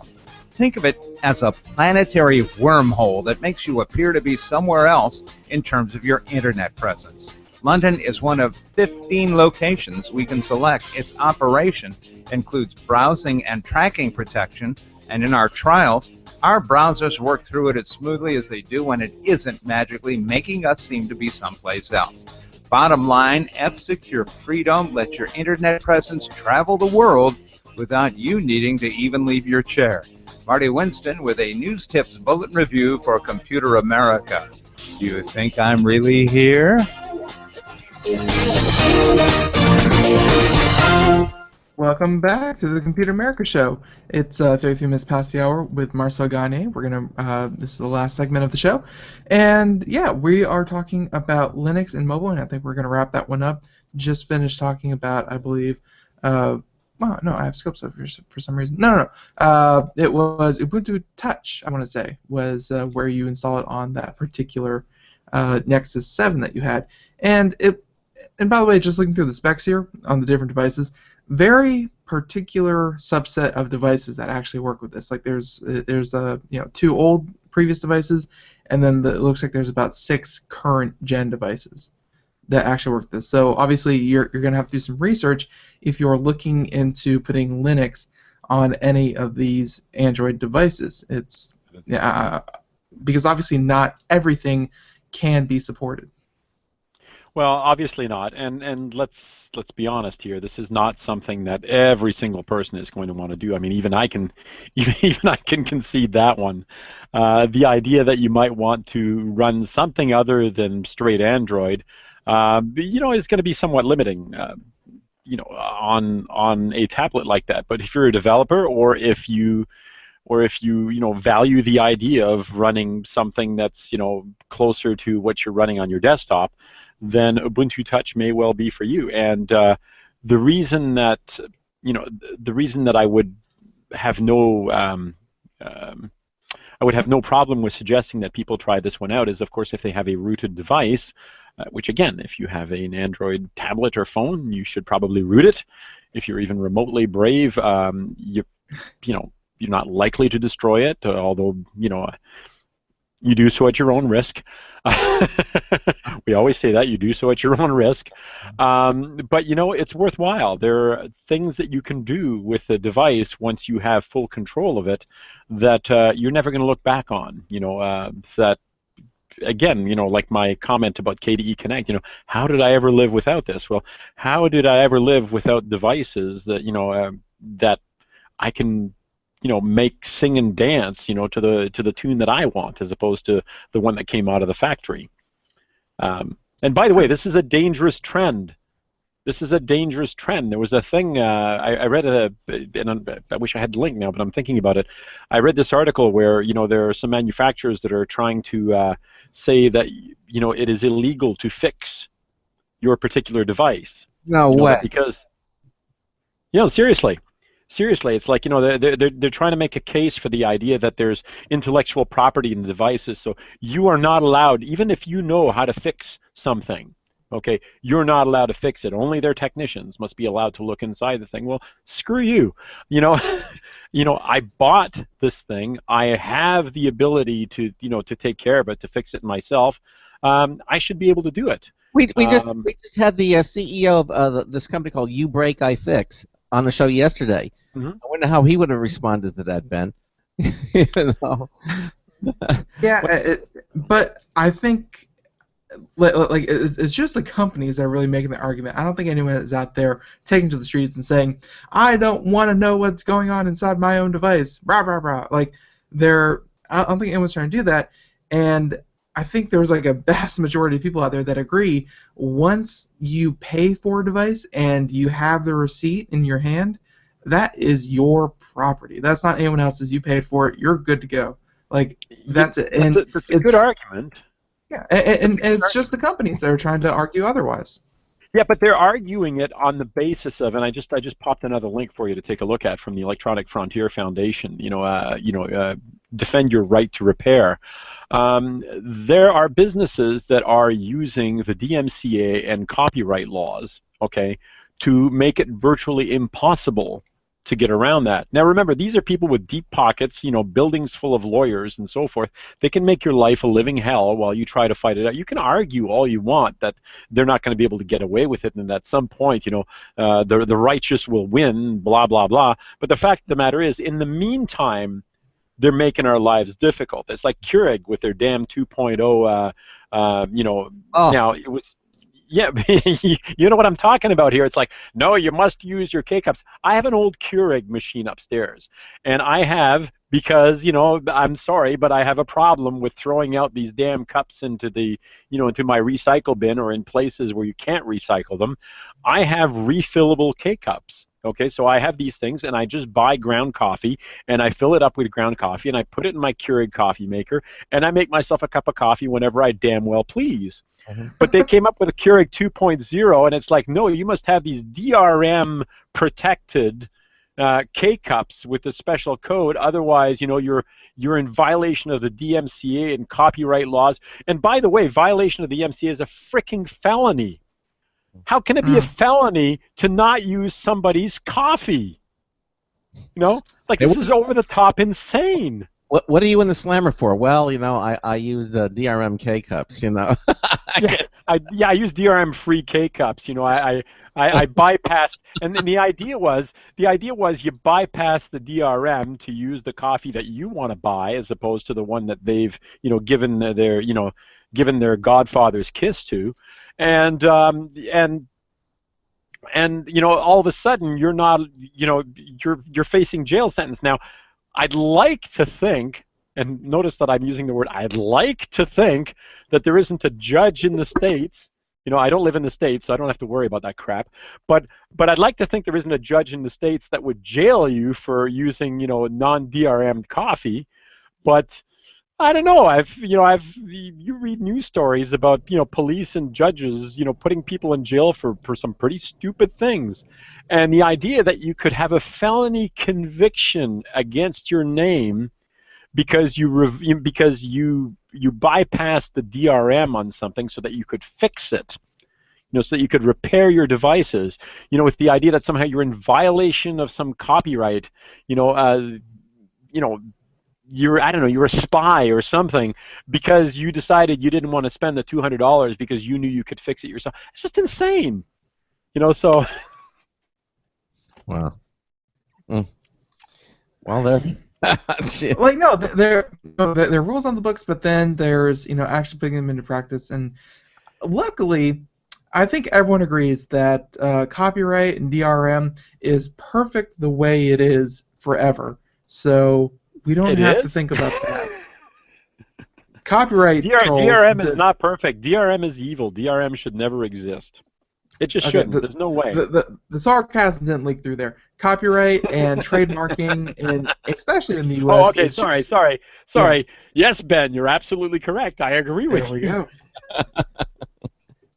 we go. we need a little light that flashes on that says this part here is sarcasm.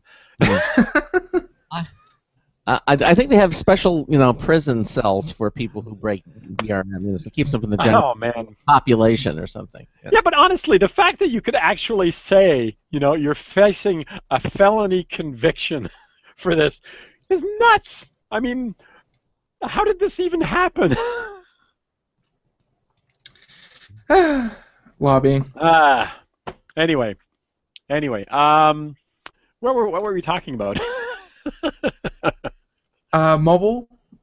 Oh yes, mobile. Yes. Yeah, mobile.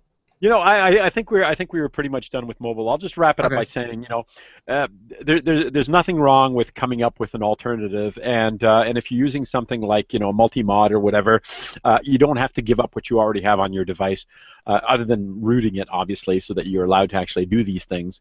But you can run other things, try different things, and you know what? If you're an Android user out there, remember, Android is Linux. If you're an Android user out there, try out different launchers as well. I don't know about you, but, you know, like, I use Nova as the launcher. I don't use the default launcher on Android. I use Nova because, you know, as far as I'm concerned, it's about as nice a launcher as you can get. But I've tried other ones. There are some really cool launchers. Now, some of them slow down your device like crazy because of all the funky graphics. But there are some pretty cool launchers out there that are worth checking out. So, you know. All right. Play. Don't don't be afraid to play with your devices. Okay. All right. Anything else in the mobile? Because Now let's move on. This, believe it or not, we can segue into this because instant messaging. What's one of the things we use our mobile devices for? Sending messages. Text messages, instant messaging, right? Yeah, that's right. All right, there you go. Anyway, so yeah, I wanted to talk about that. I was doing some work for a customer a little while ago, and he was asking me to take a look. This particular customer was asking me to take a look into different messaging applications, and basically they wanted something that was secure for their business. Because of what they're doing, they're hoping to limit eavesdropping and stuff like that. And they said, we're looking for an instant messaging app. Basically, what exists out there? What's the best thing we could run? And he was asking things. Should we run Skype? Should we run WhatsApp? Should we run pick something? Should we run BBM? And a lot of the questions, if you're in an organization like a banking industry or a financial industry or a non-governmental organization or something like that, the communication that you're having, the privacy of the communication is important. So there are a lot of things out there that promise secure communications, but if you take a look at one of the links that I've got in there, it's again, we'll go back to the Electronic Frontier Foundation, their instant messaging scorecard. They take a look at the various instant messaging applications that are out there, and they rate them based on a whole bunch of factors, whether the communication is encrypted, whether the code, whether it's possible to take a look at the code to independently check out whether or not the security is up to snuff, whether the company running the instant messaging service is able to eavesdrop. In other words, do they have the encryption keys? Are they able to take a look at that? And in the world of 2015, and Edward Snowden and the NSA revelations a couple of years ago, that sort of thing becomes pretty important. And even if you're not involved in illegal activities, it doesn't mean that you want everybody else to eavesdrop on what you're doing. So this is where the whole thing came up. And so if you take a look at the EFF Secure Communication Scorecard, the things that they list, and they've got a whole bunch of tools there. It starts at AIM, BlackBerry Messenger, Chat Secure. You scroll down, you get to Facebook Chat, FaceTime, and so on. The questions are: is it encrypted in transit? Okay. Encrypted in transit means, obviously, can somebody with a router in between, a man in the middle, listen in the conversation? And if you notice, pretty much everything is encrypted in transit, with a couple of exceptions. It's nothing you really have to worry about much. Second thing, encrypted so the provider can't read it. Okay. I can imagine that a lot of those did not get, they probably did not, because hey, if they're the one transferring it, they probably have keys. Exactly. And that's the difference between, is it encrypted in transit and end-to-end encryption. Okay? When you've got end-to-end encryption, essentially the two parties communicating swap keys when the conversation begins. Okay? So no one but you and the person on the other end has the key. The provider of the system can't eavesdrop because I can't go back and take a look at the messages because they don't have the keys. All right? Right. Other questions they have: can you verify contacts' identities? In other words, who the hell is trying to communicate with me? Are past communications secure if your keys are stolen? And that sort of goes back to, can the provider read it to some degree? Is the code open to independent review? Is the security design properly documented? Has there been any recent code audit? Has anybody been able to check up on it? And if you take a look, if you scroll down that list, you'll notice that some of them are really interesting. Like Kick Messenger is probably, is one of the worst ones. Mixit is just bloody awful. There's no encryption. There's no code review. There's nothing. Even Skype. Skype encrypted in transit Is it encrypted so the provider can't read it? No. Can you verify contacts' identities? No. Are past communications secure if your keys are stolen? No. Is the code open to independent review? No. Is security design properly documented? No. Has there been any recent code audit? No. You feel good about using Skype still? For like, Yeah, Skype has notoriously been one of the worst for privacy, and not only that, but just user accounts. Like, people were finding people's addresses through just having the Skype name. People found that after you made an account and you realize, oh no, this is so unsecure, it is still impossible to delete a Skype account. Those things exist forever. it's also practically impossible not to use Skype because everybody you know uses Right. Skype. So anyway, so the question came up. It's like, well, what can we do? And in the end, if you are relying on a company, on a provider to host essentially your instant messaging server, you kind of have to trust them no matter who they are. Now, in some cases, you'll notice in there, it's like, is it open to independent review? Well, you can feel good about that because obviously, somebody's checking them out. There's somebody looking over the shoulder. But, nothing beats having your own. Yes, at that point, you're responsible for security and so forth, but at least it's in the hands of your company. So if you are a company and you are concerned about, instant messaging type communication and so forth, then perhaps the best solution then is to run your own instant messaging server. So I started to look at those things. Now, one of the best known is actually a standard. It's XMPP, the Extensible Messaging Protocol. And it's been around for a long time, also known as Jabber. XMPP is what Google Talk runs on. XMPP, interestingly enough, is what WhatsApp runs on. Now, the problem with WhatsApp, of course, is, just to go back to this idea, is it open to review and so forth, is they roll their own version. So they have a custom version of eJabber-D, which is an XMPP server. They have a custom version of it, and so you don't know what they've done with it, and you don't know what happens internally and so forth. So despite the fact that it's an open source product, it's their own. And same thing happens inside Google. Google has their own servers. They all run on open source, but it's not like you're allowed to go in and take a look and see what they do. It's not open. The search engine code is not open for your review. Right. It's private. But if you're a company that's concerned about privacy, then you may want to run your own. Now, so there are a couple of things that you can do. One of them is running eJabber-D, which is what WhatsApp is running on. And you can run obviously can run hundreds of thousands of users, millions of users. It's extensible. It's powerful. You can you can load it up. You can run your own. It's also written in a language called Erlang, and I haven't found it to be the friendliest and easiest thing to set up. I've set up eJabber-D servers more than once, but it's not the friendliest one. So the one I want to point out today is something called OpenFire. OpenFire is from a company called Ignite Realtime, and that's IGNITE realtime.org. It's a community project, but there's also a company behind it as well. As like Zimbra. Okay, there's an actual company behind it, but there's an open source community. So the code is open source. It's available for review. Everybody can get involved in it. And OpenFire is frightfully simple to install, like really, really simple. I can't say enough good things about it. I tried this thing years ago. I'd almost forgotten about it, but I did a review of it for, I think it was Sysadmin magazine, and this was like ages ago. And when I was looking for stuff for the customer, for this customer in question, I went back and took a look at OpenFire.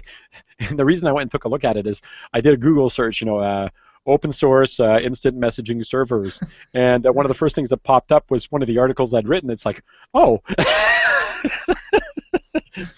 I suppose I should trust that guy. He says nice things about this particular server.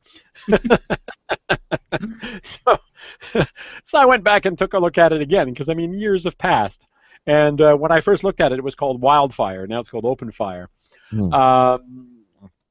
And I had said really good things about it then, and so I downloaded it and installed it. This was a couple of weeks ago. And it's still as easy to install as it ever was. It's ridiculously easy. You download the source. I mean, if you're running a server, obviously you're going to need some smarts. You know, you're going to need some skills beyond somebody just, you know, surfing the web and watching YouTube videos. But if you're an admin for a company and you want an instant messaging server that is going to be secure, that you're in control of for your company, you got to check this one out. It's frightfully easy. There's an install file. You run the install file.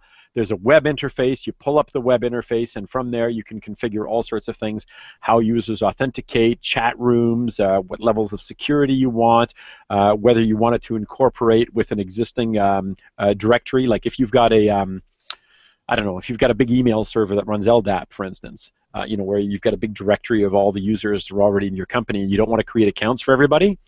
Mm-hmm. It'll tie into your LDAP server. So it'll type in, it'll connect to your existing company's email directory. So that all of a sudden, boom, as soon as you've got this thing, you don't have to configure anybody. They're already there because you already have them. And this was the case with this company that I was talking about. They had their own email server already. And it's just, you know, pointed to this, and like, boom, everybody's got an account. Now Ignite has their own chat client, which works on Linux and Windows, called Spark, I believe it is. But you don't have to run that one. There are countless XMPP / you know, or Jabber, if you want to call it, instant messaging clients for everything from Windows to Linux to Mac to Android to iPhones to, I don't know, to pick an operating system. There's pretty much a Jabber client for it. Sorry, Craig. No, it makes things really simple. Obviously, yeah, you don't have to repeat. You don't have to work all over. You've done the work. Why do the work again? Mm-hmm. Oh, it's fantastic. I highly recommend it, and that's what the customer wound up going with, because it's just too easy, and you're in control. I mean, you are in control at that point. It's great. So there you go. That's my business stuff. You mean you never had your client come and say, "Hey, Marcel, this is way too easy. We need to make this more complicated." Yeah, people don't generally say that doesn't usually happen. Yeah, exactly.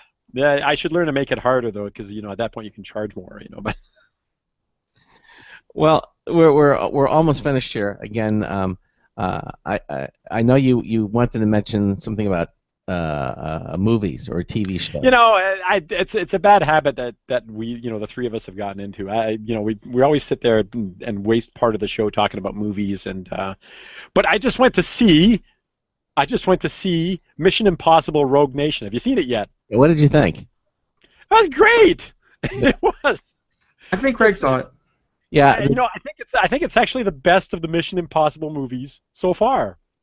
Did you like the CGI where he's hanging from a plane? It looks just like he's on the plane hanging from it. Was it actually CGI? I don't think so. I think they really had him on hanging. Apparently, it was real. Yeah. That part was real. Yeah, apparently it was real. He was actually hanging from the damn airplane. I love the movie. I mean, come on, let's face it. It's Mission Impossible. Check your brain at the door. There's, you have to be willing to suspend disbelief a little bit, but it was balls of fun. I mean, I walked out thinking, that was worth the money. I mean, it was like watching Jurassic World. It was the same sort of thing. It's like, I walked out going, that was so much fun. Entertain me, damn it, entertain me. And they did. Yeah. What was it? Nelson from Popzera, the editor. Oh. Yeah. Nelson?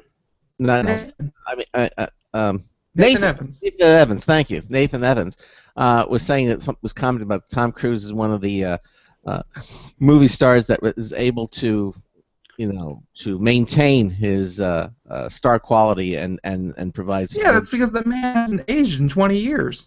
He looks the same. He's aged a little bit. Let's be honest here, but you know what? I mean, the guy knows how to entertain. He does, and whatever you may think of as some of his other crazy ideas, the guy is an actor. He's an entertainer, and he puts it all out on the screen, and he's fun to watch.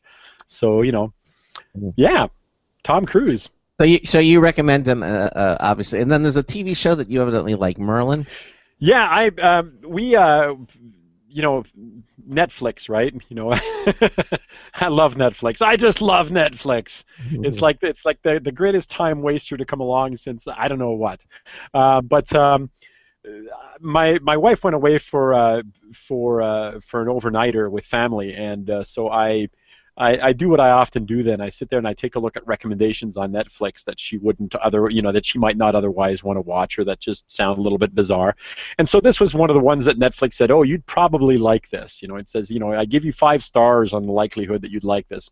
So I started watching it, thinking, all right, we'll check it out. It's like Merlin and Arthur as young men, before they it's sort of like the Smallville of King Arthur and his knights. Yeah. Anyway, so I started watching it, and then 5 minutes went by, and 10 and 15, and the next thing I knew, I'd watched 2 hours of this show after the kids had gone to bed. So she came back, and I said, I got to check out this show. It's incredibly charming. It's ridiculously well done. It's if you'll pardon the expression, it's family oriented.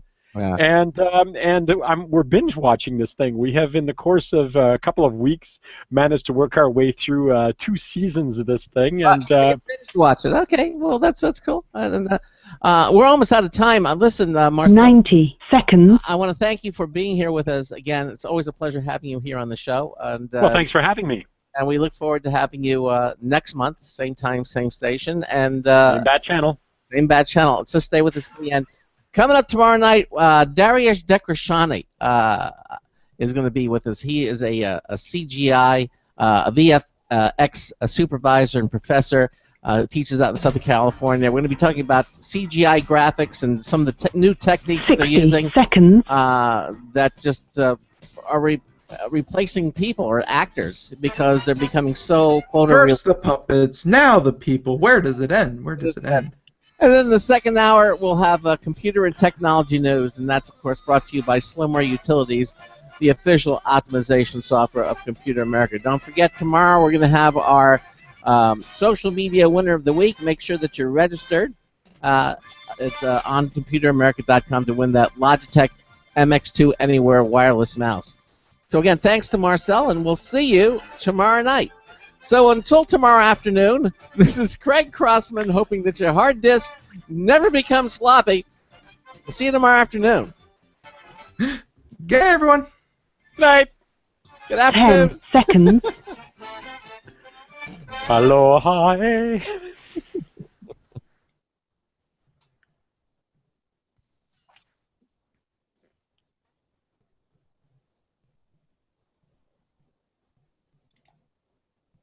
Thank you for using Blog Talk Radio. Goodbye.